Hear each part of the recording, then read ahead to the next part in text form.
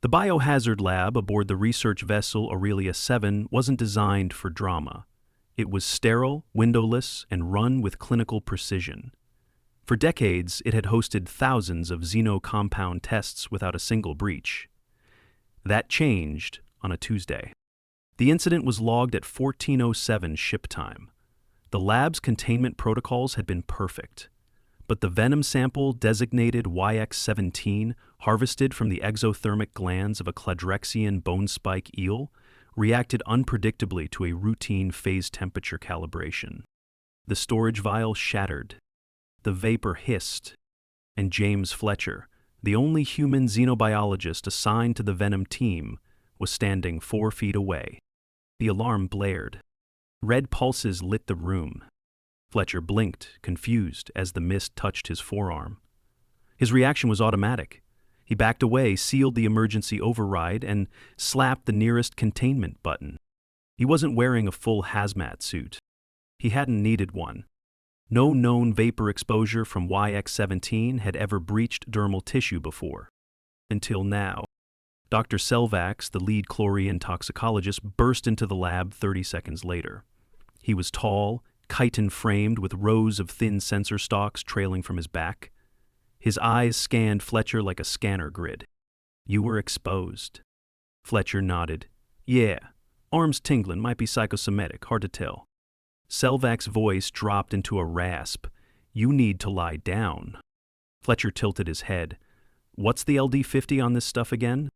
70 nanograms per kilogram for Tolvarians, 42 for Trell, 12 for my species. And for humans?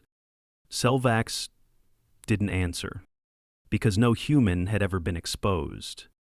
The venom was known to cause catastrophic neurovascular collapse in at least 20 cataloged alien species.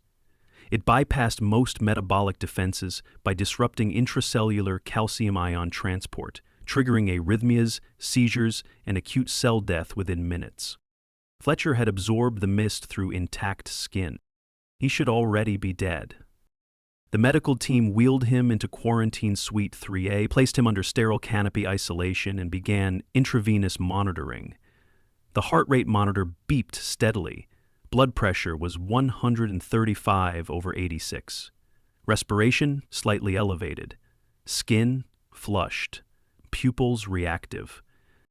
Selvax watched the readings in silence. "Begin tox screen," he ordered.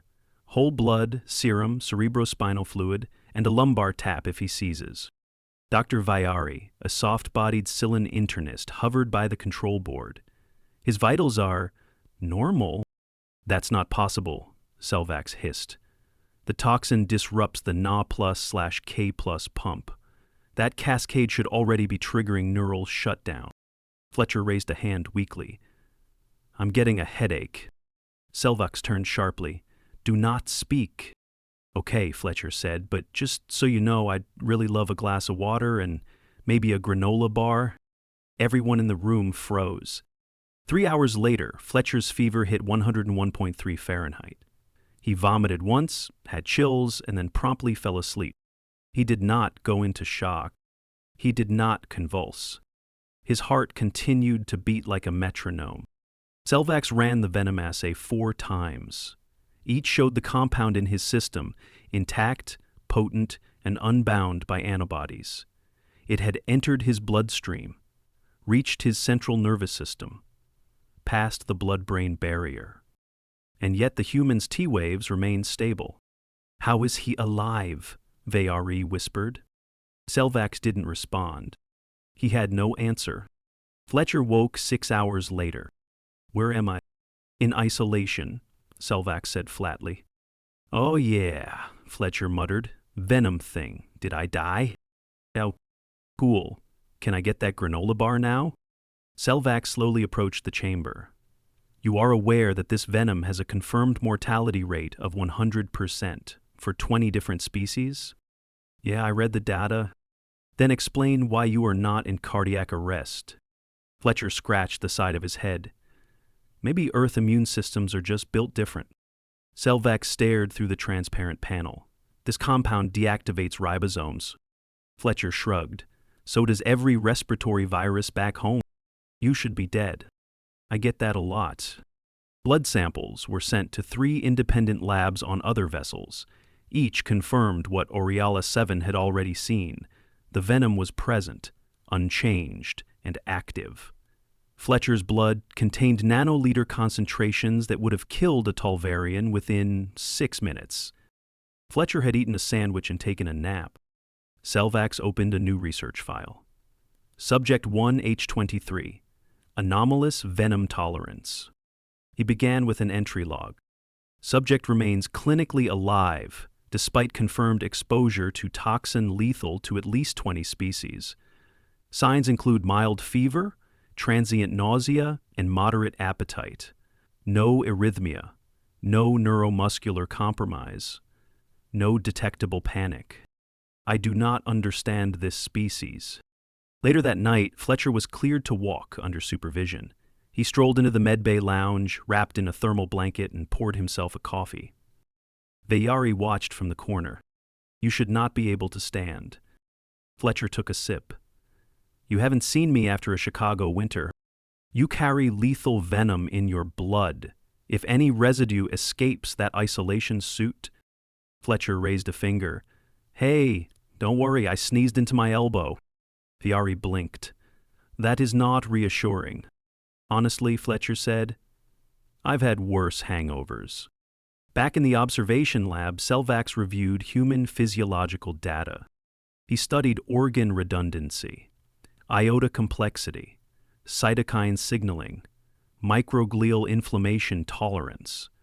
Then he found it. Mitochondrial uncoupling proteins? Humans possessed genetic variants that allowed brief, controlled cellular inefficiencies during environmental stress, a mechanism for resisting internal temperature shifts and toxic metabolic reactions. Other species lacked this.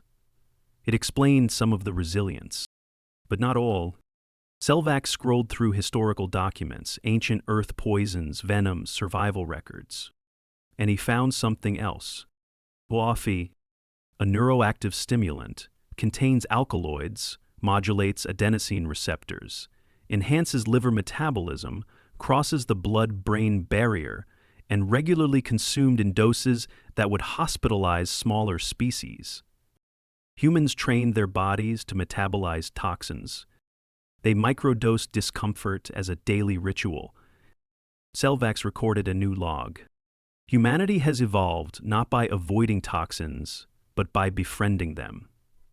Pain tolerance, antigen overexposure, stimulant rituals. They are fragile in appearance, but beneath the surface, they are biochemical brutes. He stared at the screen. And they drink boiling liquids for pleasure? The next morning, aboard Aurelia 7, Fletcher was seated in a diagnostic recliner, half asleep, sipping coffee from a heat-sealed polymer pouch labeled, "Not for lab use." He'd written that himself. Dr. Selvax entered the room without greeting. Behind him followed 3 researchers from different species, one with floating optical orbs, one gelatinous with embedded filtration cilia, and a third that clicked its feet rhythmically as it moved. Fletcher looked up. Field trip? You are to undergo a full metabolic panel, Selvax said. Every system, every molecule. I'm assuming this isn't because I glow in the dark.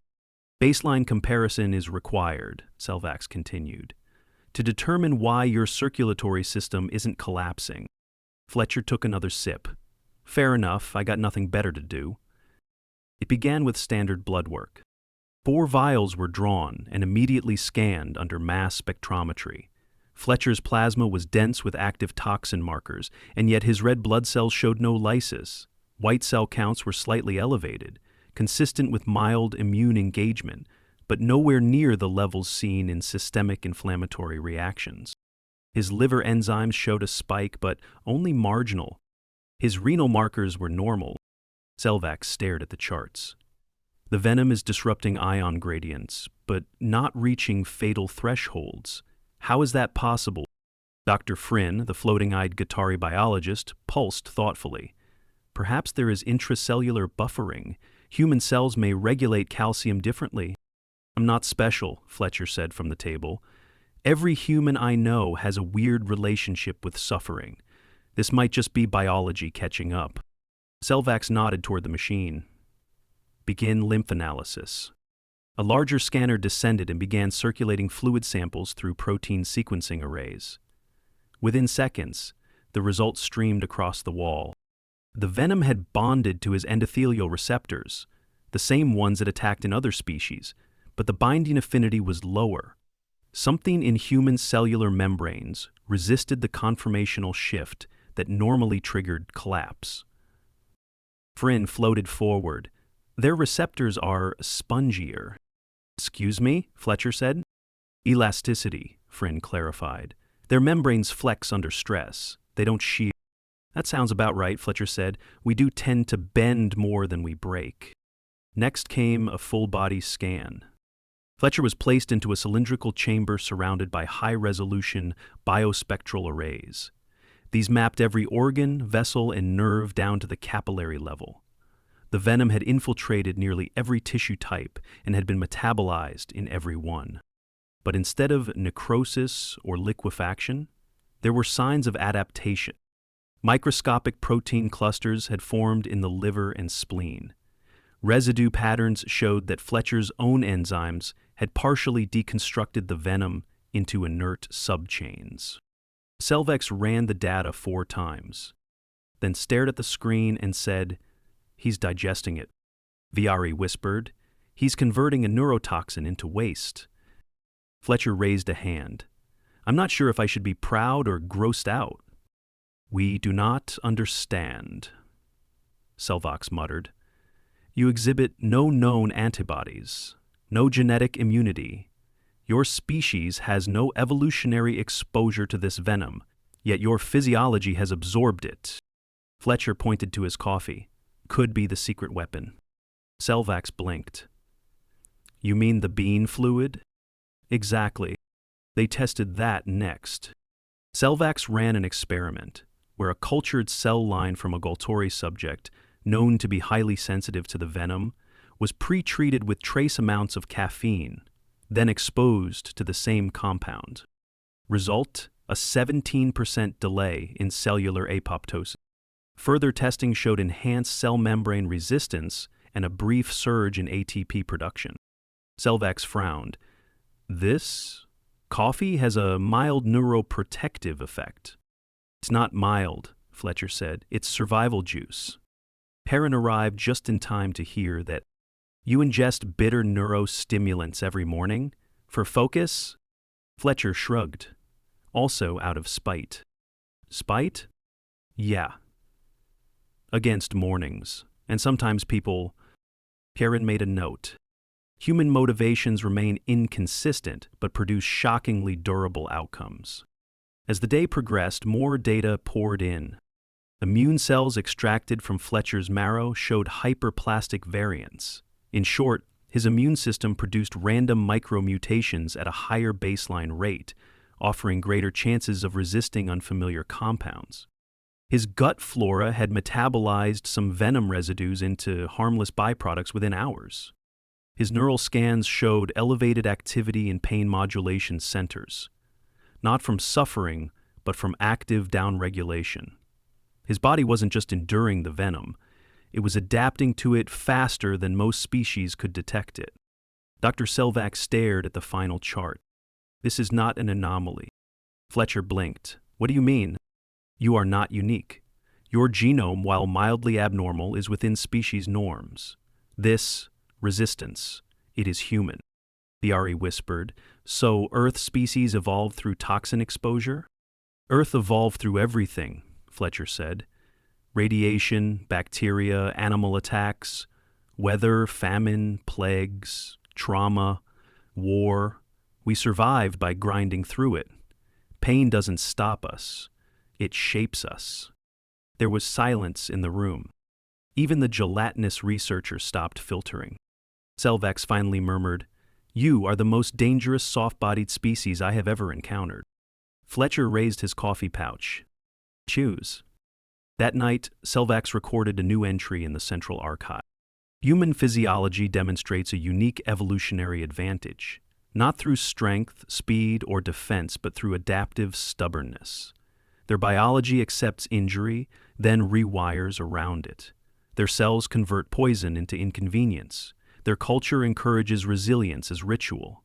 Pain is not a warning to stop. It is a challenge to continue. He paused, then added, "They drink caffeine until their heart palpitates, and call that getting ready for work." The Galactic Medical Convergence was the most prestigious event in the quadrant. It took place annually on the orbital station Harmonix 4, drawing the greatest minds in exobiology, trauma medicine, and interspecies pharmacology. Dr. Selvax did not typically attend. He preferred the lab, data, controlled environments, and species who did not collapse into emotional spirals during discussions of biofluid viscosity. But this year he was invited to present. Because this year he had brought something no one else had: human. Fletcher was less excited about the event. He stood in front of the dressing mirror aboard the shuttle, holding a crisp black conference uniform with a look of dread. "No pockets," he muttered. "How do they expect me to survive 6 hours of lectures with no snack slots?" "You will survive," Selvax said without looking up. "You survived Venom that melts hearts. You can survive a symposium." Fletcher pulled on the tunic. "Yeah, but I didn't have to sit through 30 consecutive PowerPoint equivalents when I was dying." Heron floated in. "The venue has a stimulant bar." Fletcher's eyes lit up. "Caffeine? 13 variations? Some containing trace nootropics?" He adjusted his collar. "Okay, let's go get interrogated." The keynote hall on Harmonix 4 was a dome of crystal and light, its interior constantly reshaping itself in response to audience biology. The chairs shifted between liquid and foam. The lighting dimmed automatically for photophobic species. The audio translated across 29 languages in real time. At the center of it all stood Dr. Selvax. He began the presentation with a simple image, a breakdown of YX-17, the venom known to cause catastrophic failure in over 20 species. Then he showed Fletcher's vitals. "Exposure dose 14 micrograms, Selvax said calmly. "Method, dermal absorption, time to system saturation 9 minutes. Expected outcome, fatal. Actual outcome." He stepped aside, and the display cut to video footage of Fletcher, shirtless, shivering slightly under a thermal blanket, sipping coffee from a pouch and asking for crackers. The auditorium went silent. Selvax let the pause hang. Then he explained. The human immune response is not exceptional by most galactic standards. However, the behavioral response is pathological. They ignore warning signs. They downplay symptoms. They seek out discomfort. Heron followed up with the cellular findings. Microadaptive enzymes, mitochondrial resilience, redundant systems that tolerated partial failures without full collapse. Then she projected a side-by-side chart. Left, standard Guattari cellular death timeline under YX-17. Exposure, 7 seconds to detachment. Right, Fletcher's live cell response. Membrane flex, calcium efflux, heat shock proteins stabilizing ion balance. "We believe the venom triggers alarm pathways in most species," Heron explained. "Humans downregulate those alarms or reinterpret them as background noise." A Tendralian neurologist stood up. "This is not possible. A venom does not ask for permission. It acts. It kills. How do they override it?" Fletcher stood from his seat and stepped onto the platform. He held up his empty coffee pouch. "We don't override it," he said. "We just have practice." A murmur passed through the crowd. Fletcher paced slowly. "Humans are built on failure. We evolve through pain. We break bones, get infections, lose blood, get up, do it again. We learn not to run from pain, but to move through it." Another doctor, a gelatinous being shaped like a ribbon, floated upward. "But this toxin should have stopped your heart." "It didn't," Fletcher replied. "And I don't know why, but I can tell you it wasn't luck. It was stubborn biology. We're not the fastest, we're not the strongest, but we're the ones that keep going." He turned to Selvax and smiled. "Even when everyone else says we shouldn't." Silence. Then a single ripple of applause. I'm a Trell trauma surgeon. Then another, and another. Within seconds, the room erupted in full approval.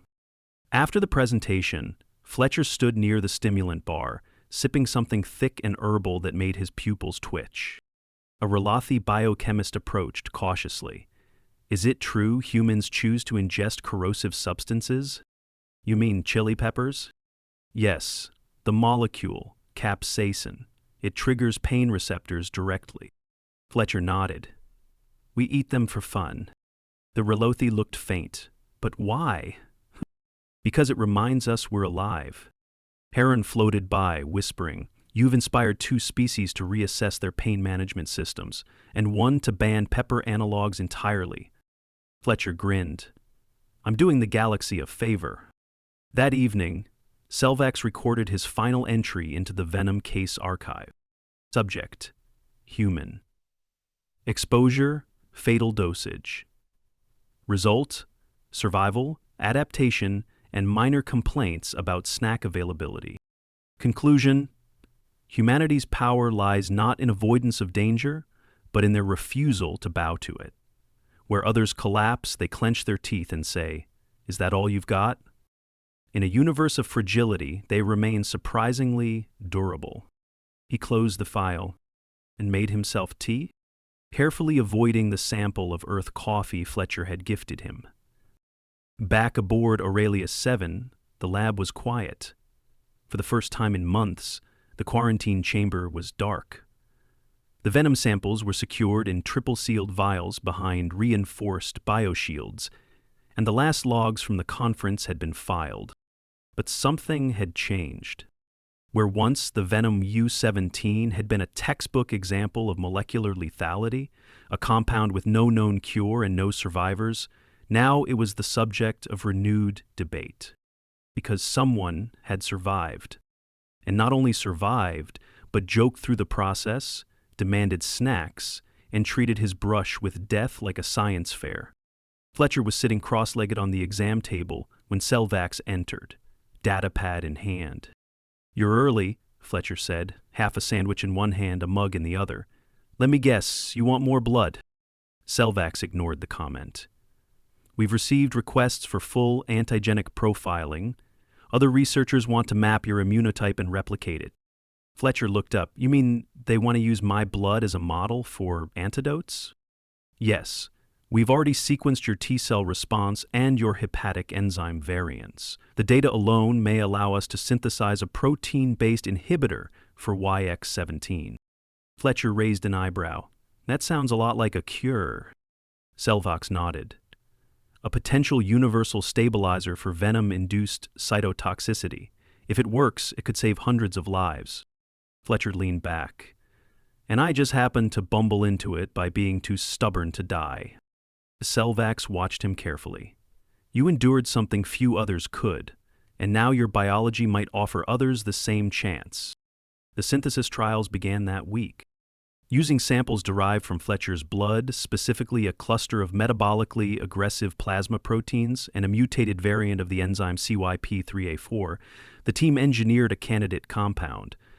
The initial tests in controlled bioreactive cell cultures were promising. The agent didn't neutralize YX17 directly. It slowed it. It provided time. Time to breathe. Time to treat. Time to live. As the trials expanded, Fletcher returned to his quarters and resumed his daily routines, running simulations, writing long, sarcastic reports on alien coffee blends, and holding impromptu lectures in the mess hall. Boyari visited him during one of these.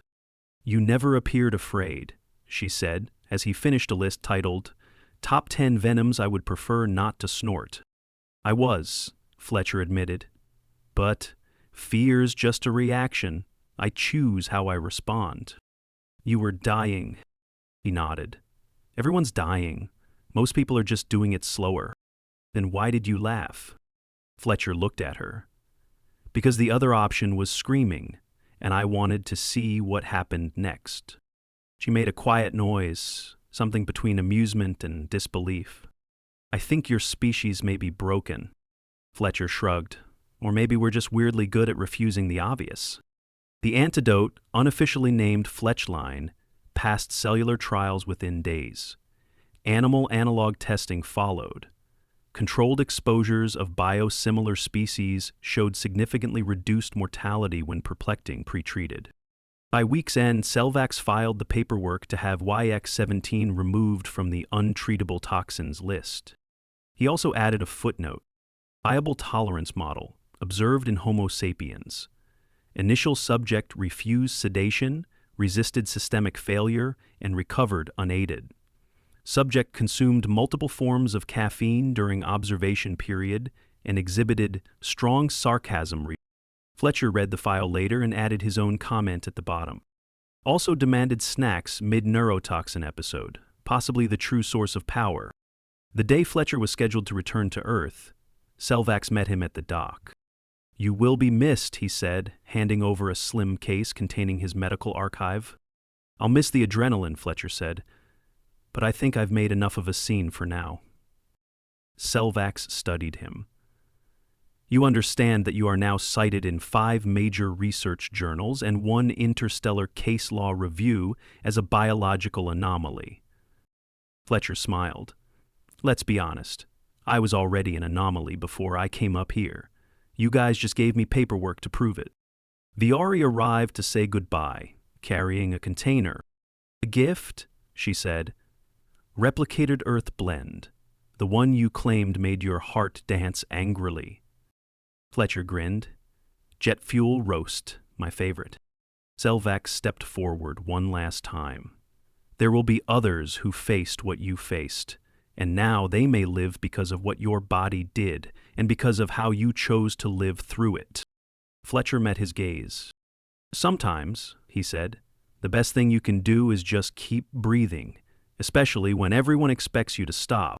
The shuttle launched 30 minutes later. As Fletcher settled into his seat, he opened the med case, flipped past the data logs, and found something tucked into the lining. A small badge, engraved with alien script and a rough Earth translation. "Toxin Class Survivor, Level 5. Not recommended, but impressive." He laughed, then leaned back, pulled the blanket over his chest, and took a long sip of boiling hot, impossibly strong coffee. Earthbound, fully alive, and still a little tired.